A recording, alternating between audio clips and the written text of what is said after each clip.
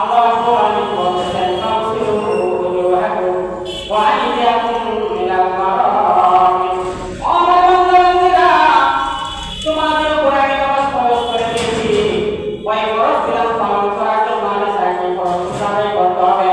একটি ফরজ বিধান আদায় করার জন্য তোমরা এই একটি বিধানের আগে তোমরা চারটি ফরজ আদায় করতে হবে।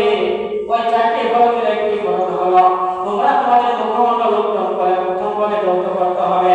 আর তোমাদের শরীরে আমি দুটি হাত দিয়েছি, ওই দুটি হাত তোমরা কোমর পর্যন্ত ভালোভাবে ধৌত করতে হবে।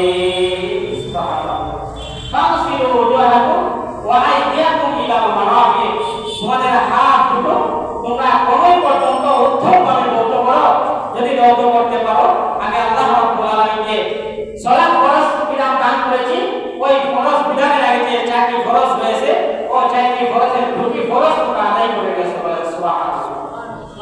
আল্লাহ রাব্বুল আলামিন বলেন ফাগসিলু উজুহাকুম ওয়া আইদিয়াকুম ইলাল মারাফিক ওয়ামসাহু বিরুউসিকুম। ও আমার বান্দা বান্দিরা, দুনিয়াতে তোমরা সালাত আদায় করবা। সালাত আদায় করার জন্য তোমরা ওযু করতে যাইবা। ওযুর মধ্যে তোমরা তোমাদের মুখমণ্ডল ভালোভাবে ধৌত করে নিবা। তোমাদের হাত দুটো কোমর পর্যন্ত ভালো করে ধৌত করবা।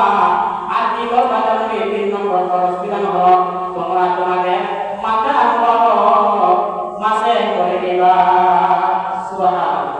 মাথা মাসে করার জন্য বলেছেন আল্লাহ রাব্বুল আলামিন বলেছেন ওয়ামসাহু বিরুউসিকুম ওয়া আরজুলাকুম ইলাল কা'বাইন।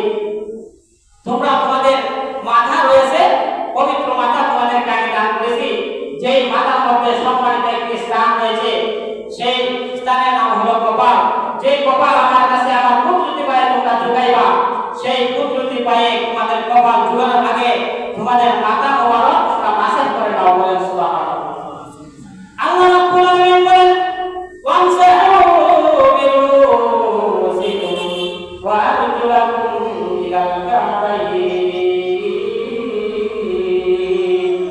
তোমরা নামাজ আদায় করার জন্য ফরজ বিধান তোমরা তোমাদের মুখমণ্ডল ধৌত করে নিয়েছো।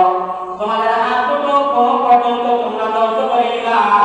তোমাদের মাথা তোমরা মাসে করে নিয়েছো। আর একটি ফরজ বিধান রয়েছে, ওই ফরজ বিধানটাকে তোমরা জানো। আমি আল্লাহ রাব্বুল আলামিন করে দিয়েছি ওয়া আরজুলাকুম ইলাল কা'বাইন। তোমরা তোমাদেরকে আল্লাহ রাব্বুল আলামিন দুটো পা দিয়েছি, ওই পা দিয়ে তোমরা ভালো কাজের দিকে অগ্রসর হইবা।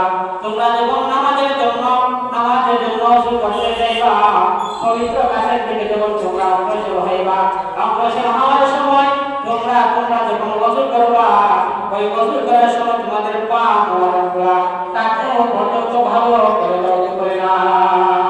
সুবহানাল্লাহ। পায়ের কাঁধ পর্যন্ত উত্তমভাবে ধৌত করার জন্য আল্লাহ রাব্বুল আলামিন বলেছেন ওয়ামসাহু বিরুউসিকুম ওয়া আরজুলাকুম ইলাল কা'বাইন। তোমরা তোমাদের মাথা মোবারক মাসে করবা।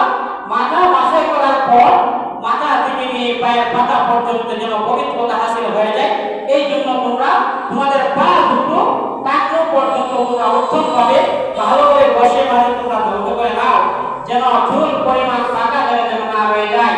যদি একটু জায়গা হয়ে যায়, ওযুর অঙ্গ সমূহের মধ্যে যদি কোনো একটি অঙ্গ সামান্য পরিমাণ ফাঁকা হয়ে যায়, পানি না লাগে, ফুকাহায়ে কেরাম বলেছেন ওযু হবে না। এই জন্য ভালোভাবে ঘষা মাজা করে সেই ওযুর কাজটুকু সম্পাদন করতে হবে। সুবহানাল্লাহ। কবি বলেন ওযু দাস্তে ওযু কুন মুসাল্লা ওয়াল জামি দাস্তে নামাজ কুন। দুনিয়ার মুসল্লিরা, তোমরা যখন নামাজ আদায় করতে মনস্থ করবা, তখন তোমরা ওযু করতে হবে। ওই ওযুগুলো তোমরা কিভাবে করবা জানো? একটি পাত্রের মধ্যে তোমরা পানি নেবা। ওই পাত্রের মধ্যে পানি নেওয়ার পর ওই পাত্র থেকে একটু পানি করে তোমরা তোমাদের হাতের মধ্যে নেবা।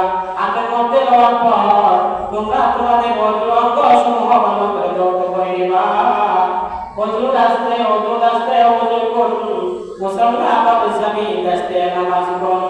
এখন তোমরা ওযু করে নিয়েছো, ফরজ বিধান আদায় করে নিয়েছো। ওই ফরজ বিধান আদায় করার পর তোমাদের উপর আরেকটি ফরজ বিধান হলো নামাজ। ওই নামাজ তোমরা আদায় করতে হবে। ওই